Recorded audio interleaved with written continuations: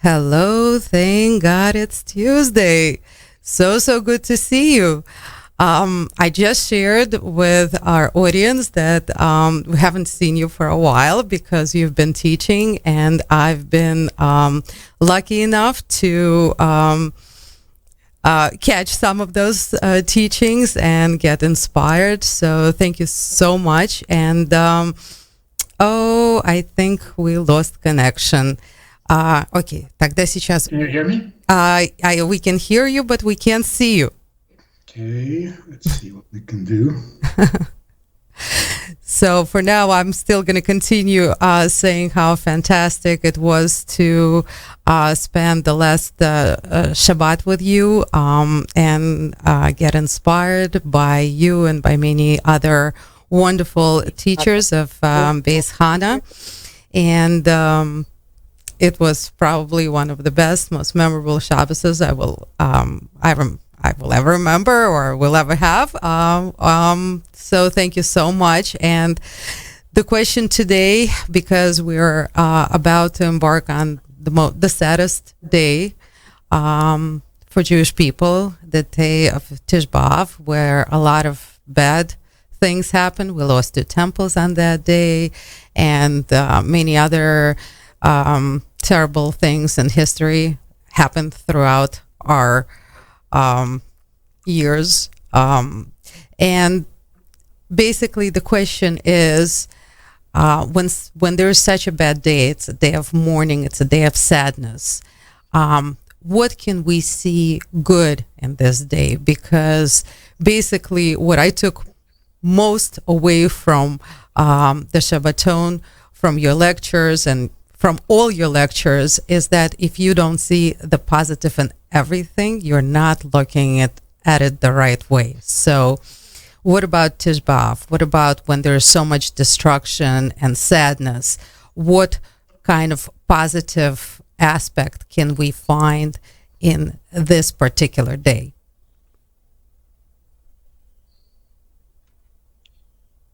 Thank you for the report on the retreat. It was kind of special. I mean, what could be better than a group of Jewish women full-time immersed in learning and discussing, growing and practicing? What could be better? So, there is a very big difference between sadness and grief. Grief, unfortunately, is a necessary part of life. It's the appropriate reaction to tragedy. If we couldn't grieve, we wouldn't be healthy. Sadness is not useful at all and is never justified, because sadness is more like quitting, giving up, feeling discouraged. That's never a positive thing. Grief motivates people. If something really bothers you and it really is uncomfortable and unacceptable, then we go ahead and we do something about it. So it's a strong motivator, and it's a symptom of life. Sadness is lifeless, and that's why it's never kosher. It never leads to anything, certainly nothing good. So we have to be careful. Tisha B'Av is a day of mourning and grief, not sadness. And the difference is significant. So we would check ourselves in the course of Tisha B'Av during the day. We would check ourselves to see, are you grieving or are you sad? Are you just zekrachen? Or are you really grieving something serious? And if you're not grieving, then knock it off. Don't walk around moping. So it's a serious fast day, and it's a long fast day because it starts the night before. In our case, Saturday night. It goes through Sunday night. So hopefully it'll be the last time we need to grieve anything, because we are promised that these days, the 3 weeks, the 9 days, the day of the 9th of Av itself, all these days will eventually become days of joy and happiness. Because, it always turns itself around. So the darker and the more dismal, the more joyful it will become.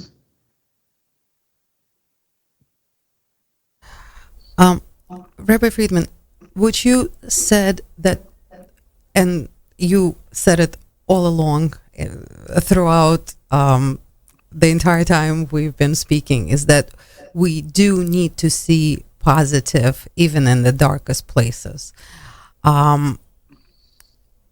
Is there anything positive that we can see when there's grief? Can grief be for a positive purpose, for the good? Is there good in grieving? I mean, how can we turn grief around? Or can it be turned around?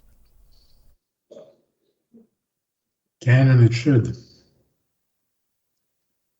We're reading in the Torah portion of this week. Moshe is reviewing the 40 years, reminding the people of all the mistakes they made. And he says, before we were going to enter the land, you suggested that we send spies. And I thought that was a good idea, and I chose the best of you, the heads of the tribes. And you went and you came back and you gave a negative report. And the people said, it's because God hates us that he took us out of Egypt, so that we would now be slaughtered by the people in Canaan. And Moshe says, did you notice the 10 plagues in Egypt? Did you notice the miracles that God performed for you? Did you notice how he split the sea for you? Did you notice how he had you leave Egypt with an incredible wealth? Did you notice how he straightened the path for you so that you shouldn't even hurt your toes? And you say God hates you? It is so absurd that it's hard to explain. The people were not stupid people. How could they possibly claim that God hates them after all they saw? So Rashi says, really, they hated God. And that's called, in psychology, that's called transference. Because they hated God, it seemed to them that God probably hates them too. So they were really imposing their own feelings on God. But even that is so absurd. How could we be so mistaken? It's mind-boggling.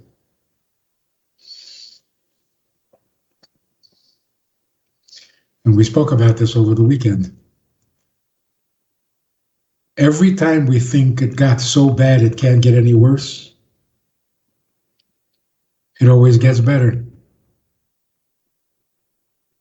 Throughout the Torah says, oh, and this, you did such a terrible, and God was so angry, it was so terrible, we had to start all over again. And started all over again. no matter how bad it became, the next sentence, the next word is, so we started all over again. Nothing ever ends in negative.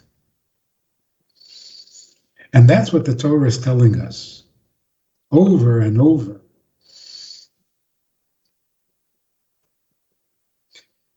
How do we understand that everybody was evil?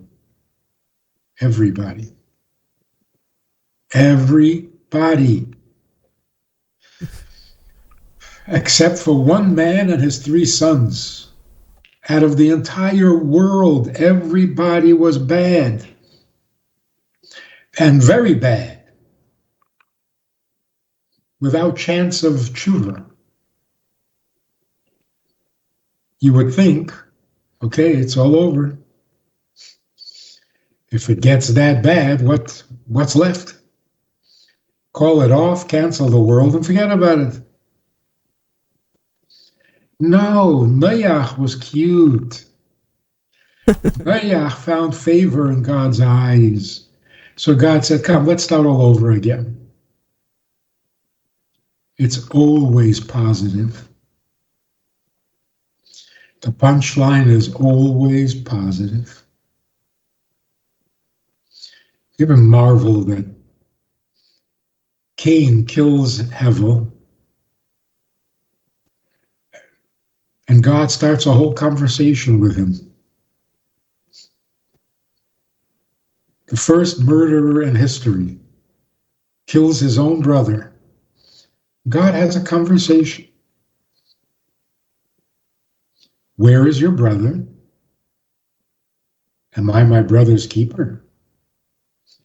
Your brother's blood is very upset and he's crying. Well, does that mean that wherever I go, people will just kill me on the spot? God says, no, I'll make you a sign to protect you from people killing you. But you gotta get your act together.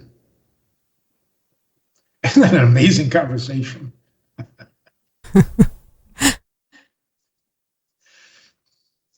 Unbelievable. So, on the one hand, you can say, it wasn't murder the way we think of murder.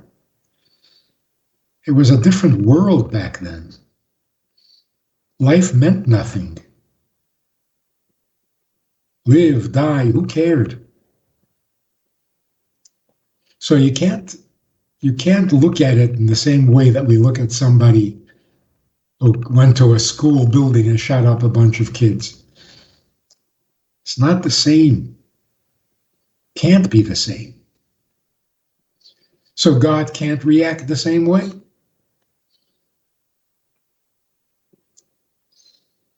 Maybe God was feeling, I guess I didn't warn you about what happens when you hit people over the head too many times. You can actually kill them.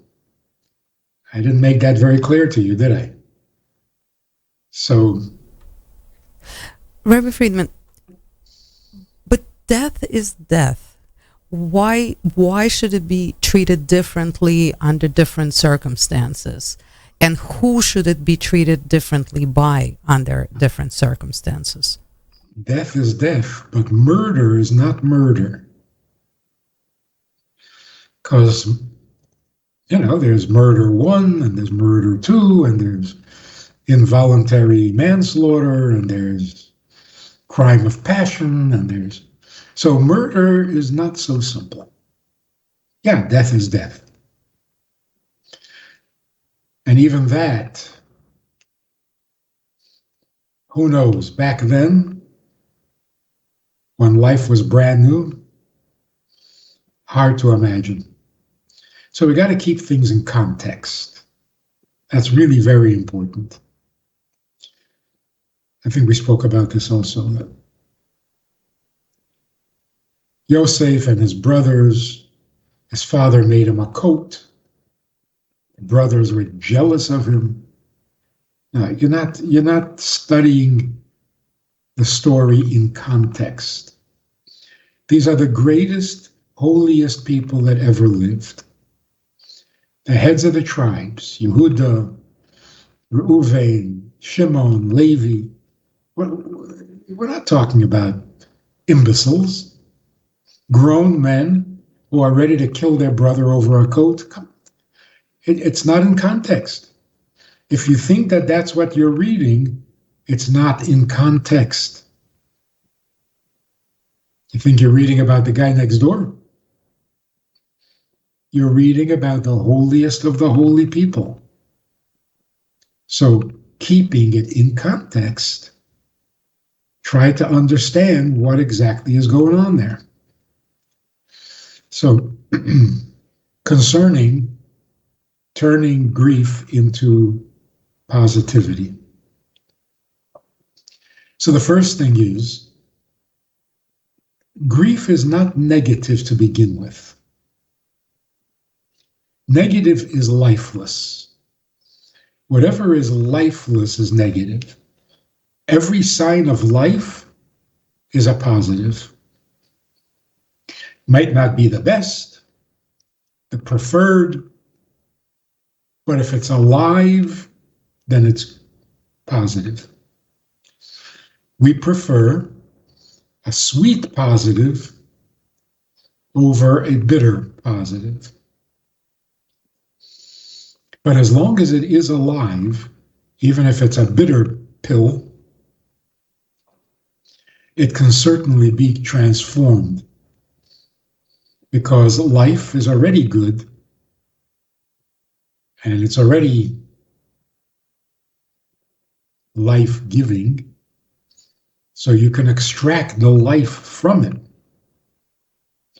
So, for example, if a loss of life is very grievous, it means that life is very precious.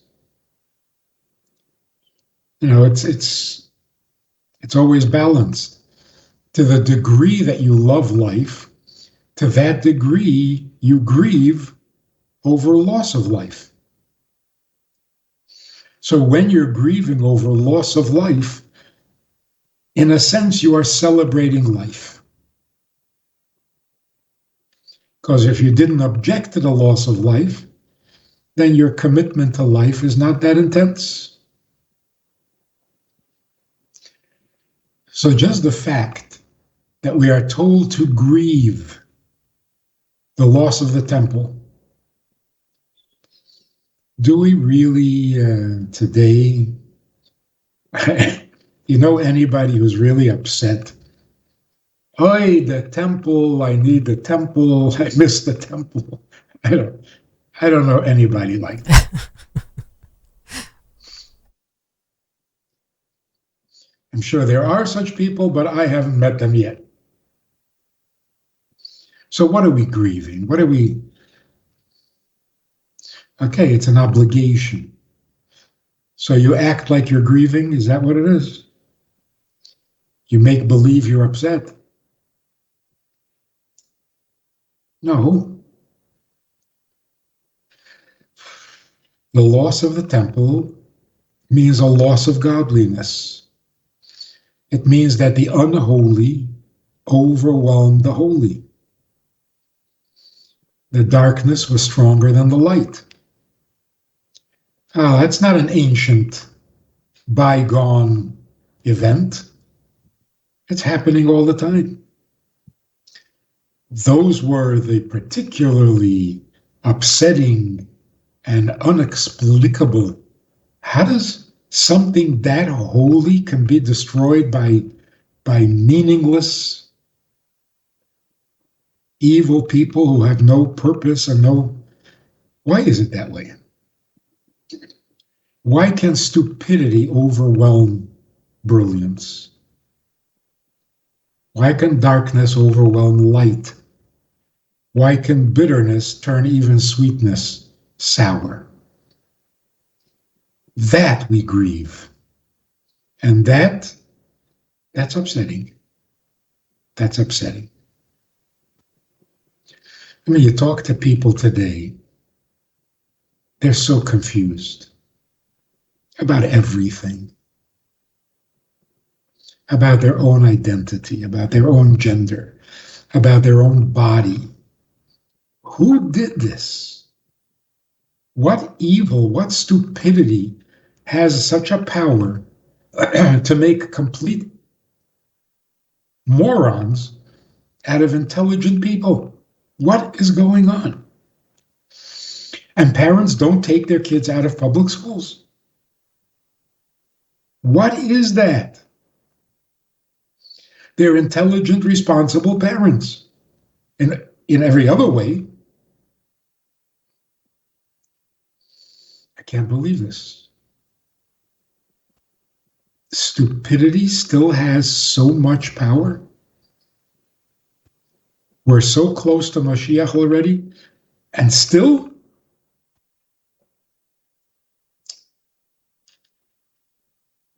that's grievous. That's something we deeply regret, because that's not right. That shouldn't be. Shouldn't be. So, well, people believe that everybody has their choice and dysphoria, blah, blah, blah. What is that? All of a sudden, you're not making sense.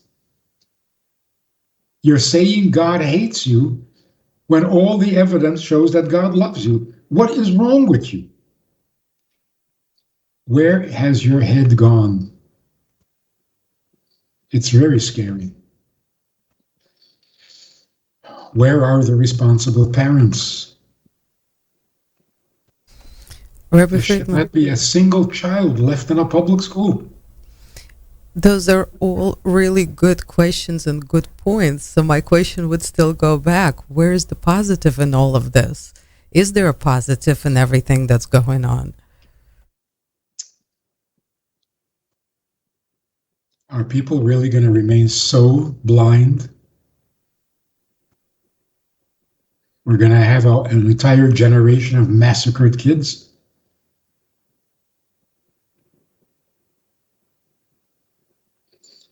It can't be. So really what's happening is, what would you say was the biggest passion, the biggest sin that people for the longest time were victims to? I think without any question, sexual passion. It was completely out of control. Sometimes it led to violence.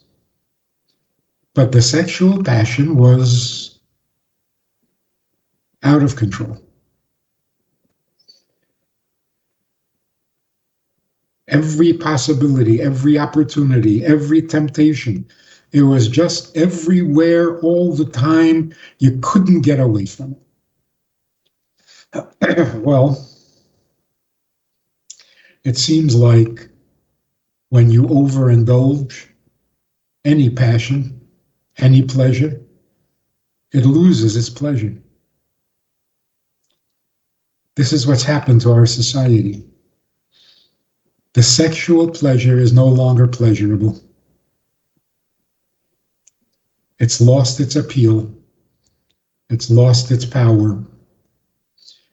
So people went from heterosexual to maybe we should try some homosexual. That went for about 20 years. Now that's boring. Nobody cares anymore. Nobody's interested anymore. Instead of being the ultimate temptation and pleasure, it has become a burden. So now people are thinking, if I'm not heterosexual and I'm not homosexual, what in the world am I? Well, we don't know. We're run out of ideas. But really what's happening is not dysphoria. Not people hate their bodies. And it's the only explanation for why I have no sexual excitement. So here's an opportunity to reinvent sexuality because we messed it up. We ruined it, we destroyed it, we killed it. We need to reinvent it. We need to rediscover what intimacy is. We need to bring back the intimacy. We need to find the noble, dignified, awesome form of sexuality that it is meant to be, not some kind of game. This could transform our lives from one extreme to another. Teenagers are the first ones to understand this and appreciate this. They're still healthy enough, and they're just mature enough to understand the problem and want to fix it. So here's what we're dealing with. Time to reinvent sex itself, because it has gone sour. Rabbi Friedman, so this gender confusion that is going on today, it's sexual, it's not psychological, because everybody is pushing the psychological aspect of this confusion, and it's hard to understand what's happening completely, but mainly it's seems to be the way it is presented, that it doesn't have much to do with sex, but has everything to do with how a person feels and identifies, and it seems like it's coming from the mind rather than from the physical aspect. Our minds are not that sick. It's an attempt to explain away a phenomenon. The phenomenon is we are not interested in sex anymore. Now explain it. So you come up with these cockamamie ideas, and then you rush to live it, like every new crazy idea. You don't think it through, and many people are going to bear the scars. So the sooner we reinvent ourselves, the better. Now, you just said that teenagers are kind of the future of this, and however, they're also the target. And this is where and again, all of this is very confusing because it's coming from the leaders. It's not coming from the people. It's coming from somewhere up above. So the question is, why are the governments, the leaders, the influencers are most interested in gender grooming, identity, sexual identity change, all these titles that people now have in the alphabet form? Why is it coming from there, not from the people? If people are the ones who are bored, then why it comes from authority? I would hate to think what motivates those people. But it does feel like they're laughing their heads off. They make everybody crazy, and then they get together and laugh at everybody because, you know what we told them? We told them that and they bought it, and they believe it, and they're going to have operations, and that somebody is making fun of us. Yeah. But you see, here's another good example. All the laws of modesty, men and women need to be separate. There should be no flirting, and there should be no dating, and there should be no casual sex and no free love. And we should dress modestly and speak modestly. See, we always thought that was because sex is so bad that we have to convince people to avoid it. That was never the case. The reason for modesty is to make sure that intimacy doesn't become so corrupted that we lose all interest in it. The reason for the modesty laws between husband and wife is so that they have a healthy, intimate relationship. Because without it, sex will just become soup. And people get bored with soup.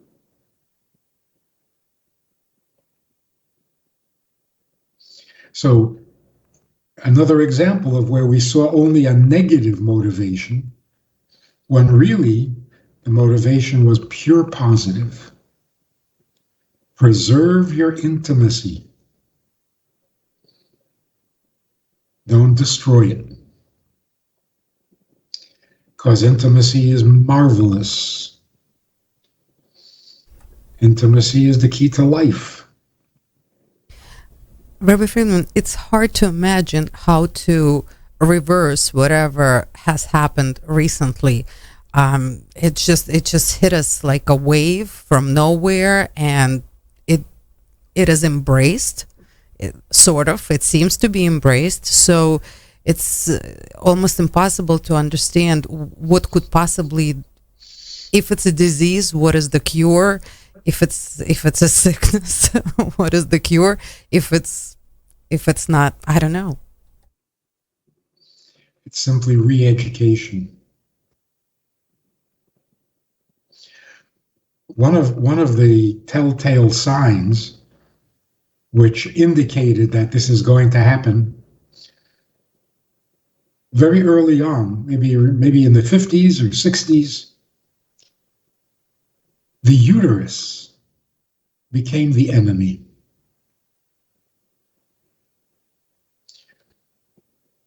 The uterus was a complication. It messes everything up. It ruins all the fun. So to men, women without uteruses would be so perfect. To the point where even women started to hate their uteruses. Now, obviously, a society that hates the uterus hates women, because you can't separate them. A society that hates the uterus hates children, because you can't separate them. A society that hates the uterus has no interest in intimacy. That was the beginning of the end. If we're going to re-educate, starting with girls, you have to re-examine or reconsider the awesome blessing of a uterus, not a curse. Men used to be in awe of women, truly, genuinely in awe, because of the uterus. It is awesome.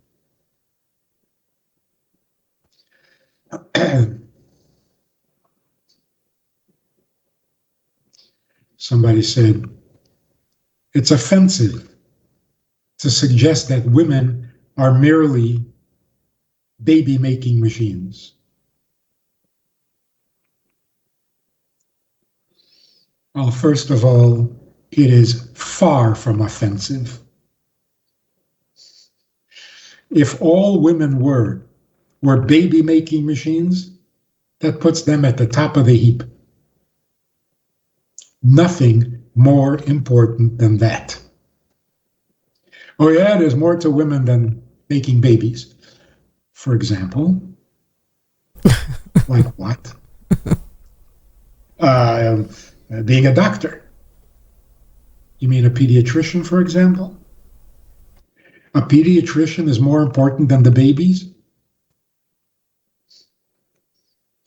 A doctor is only valuable because human beings are valuable and women give birth to human beings. Otherwise, we don't need doctors or lawyers. So, is there anything more significant than making a baby? No, there's not. So I suggested to somebody, yeah, it is a little offensive to say baby making machine. How about if we called it life making machine? Not so offensive all of a sudden? I didn't find the first one to be offensive either. All right, the word machine is a little mechanical. Yeah. But if we want to save society, that we don't become absolutely extinct, we have to rediscover the uterus, rediscover the respect for it, and marvel at the miracle of it. Automatically, that gives women more respect. Men have more respect for women. Things get better in the bedroom. Suddenly, you don't mind being male or female, so that's the good news. The good news is we were destroying our sexuality slowly but surely. Well, we finally have destroyed it. Now it's time to go back to the real thing, to the way things are meant to be. And then we can have a wonderful, godly society. So when we think about turning grief into pleasure, where exactly do we need to do this? What has gone sour and needs to be redeemed? Well, sexuality, certainly. Without it, we're doomed. If we hate it, we suffer terribly. So it would be a good place to start. Rabbi Friedman, amazing. We started out with a mission today to show positivity, to find something good in destruction, and you just did that. Not in the area where I thought, but in the area where it actually matters even more.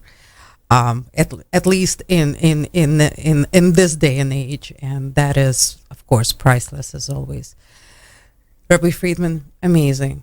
Thank you for this hour of wisdom. Thank you for your time. Thank you for everything you do. Thank you for setting us straight and giving us a positive view of what is going on, even when it looks pretty bad.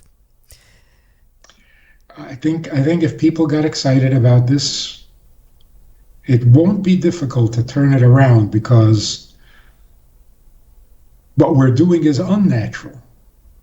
What we need is to go back to nature. That should be easy. Well, so how do you make babies? What does it mean to make a baby?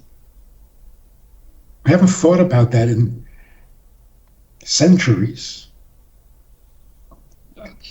We need to think about it. Thank you so much, Rabbi Friedman. Absolutely priceless, phenomenal, and I hope everybody takes away a lot. I'm sure that they do. And honestly, now I'm just have nothing but to look forward to our next, thank God it's Tuesday, where we can hopefully do our best in this little period of time to somehow make the world just a tiny bit better, or maybe a lot better if people are paying attention. Yeah. Thank you so much. Be well. Have a wonderful rest of the week. And thank you again very, very much